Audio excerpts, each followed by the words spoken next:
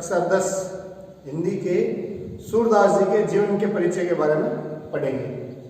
सूरदास जी कृष्ण भक्त कवि थे और उन्होंने अपने भक्ति के माध्यम से काव्य का कार्य किया है। कवि सूरदास जी के जन्म के बारे में हम देखते हैं कि भगवान श्री कृष्ण के भक्त सूरदास जी का जन्म संवत 1540 में हुआ था।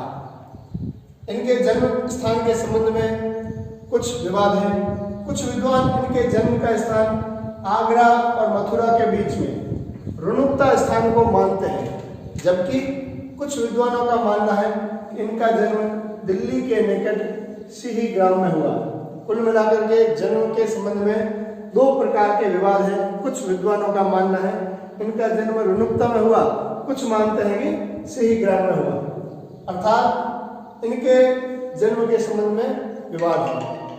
इनके पिता का नाम रामदास जी बताया जाता है और वार्ता साहित्य और भक्तमाल के आधार पर ये सारस्वत ब्राह्मण कहे गए, जबकि साहित्य लहरी जो इनकी प्रमुख साहित्य है, साहित्य लहरी में एक पद है जिसमें ये पृथ्वीराज के अमात्य प्राचीन शब्द है और इसमें जो राजा के समय जो मंत्री हुआ करते थे, मुख्य सलाहकार, वे जो मंत्री होते थे उनको अमात्य कहा गया है। कुछ विद्वान ये भी मानते हैं कि सूरदास जी पृथ्वीराज के जो अमात्य थे और राजकवि चंद्रवर्धय के वंशज ब्रह्म भट्ट भी मालूम होते हैं। तो दूसरी बात इसमें क्या हुई कि ये जन्म के अलावा वंश के बारे में कुछ का मानना है ये सारस्वत ब्राह्मण थे, जबकि कुछ मानते हैं ब्रह्म भट्ट थे।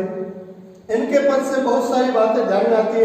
एक पद में ये भी कहा गया कि सूरदास जी प्रारंभ में जो है नेत्रहीन थे, लेकिन वे एक बार अंधकूप में गिर गए थे और 6 दिन लगातार वहां रहने के बाद में जब वे भगवान श्री कृष्ण उनको दर्शन देते हैं और उनको सनेत्र कर देते हैं, लेकिन सूरदास जी कहते हैं, प्रभु जिन नेत्रों से आपके दर्शन हुए हैं, अब उस नेत्रों से मैं सांसारिक दुख पाप नहीं देखना चाहता हूं। और इस निवेदन से वे सदा के लिए नेत्रहीन हो गए। लेकिन नेत्रहीन होने के बाद वे नेत्रहीन हो गए, लेकिन प्रज्ञा चक्षु अर्थात ज्ञान की जो शक्ति थी उनकी हमेशा के लिए प्रज्वलित हो गई और सूरदास जी जन्म से अंधे थे या बाद में अंधे हुए, इस संबंध में भी इतिहास में विवाद है, अर्थात यह भी विषय विवादास्पद है।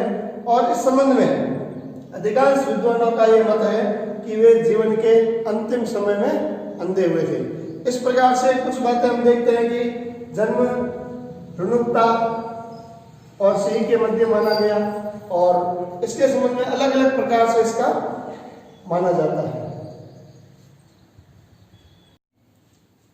सूरदास जी को आचार्य वल्लभ ने अपने सिद्धांतों से दीक्षित किया और उसी समय उनकी दास्य भाव की भक्ति संख्य भाव में परिणित हो गई, अर्थात सूरदास जी दास्य भाव श्री कृष्ण के अनन्य भक्त थे और उनकी भाव व्यक्ति भक्ति संख्या में परिणत हो गई। और अपने गुरु सूरदास जी के जो गुरु थे उनका नाम था गुरु वल्लभाचार्य। सूरदास जी के गुरु वल्लभाचार्य की आज्ञानुसार इन्होंने ईश्वर की कथा को भाषा में बदल करके और अपना साहित्य के क्षेत्र में कार्य प्रारंभ कर दिया। साहित्य में पद्य के रूप में सूरदास जी ने अपने कीर्ति प्राप्त की थी, जिसमें उनकी 3 प्रमुख साहित्य आते हैं, सूर सागर, साहित्य लहरी और सूर सारावली। लेकिन इन तीनों में सूर सागर उनकी प्रामाणिक अत्युत्तम और श्रेष्ठ काव्य कृति है, जो उनके कीर्ति को अक्षय रखने के लिए पर्याप्त है। अर्थात ये हम कह सकते हैं कि सूरदास जी की जो 3 रचनाएं थी, उन 3 रचनाओं में सूर सागर ने सर्वाधिक कीर्ति प्राप्त की है और उनकी श्रेष्ठ कृतियों में सूर सागर है। और इनकी जो सूरदास जी की जो कृति है सूर सागर, वो श्रेष्ठ कृतियों में है। और इन्होंने अपने साहित्य के अंदर ब्रज भाषा का प्रयोग किया है। सूरदास जी की भाषा जो है ब्रज रही है,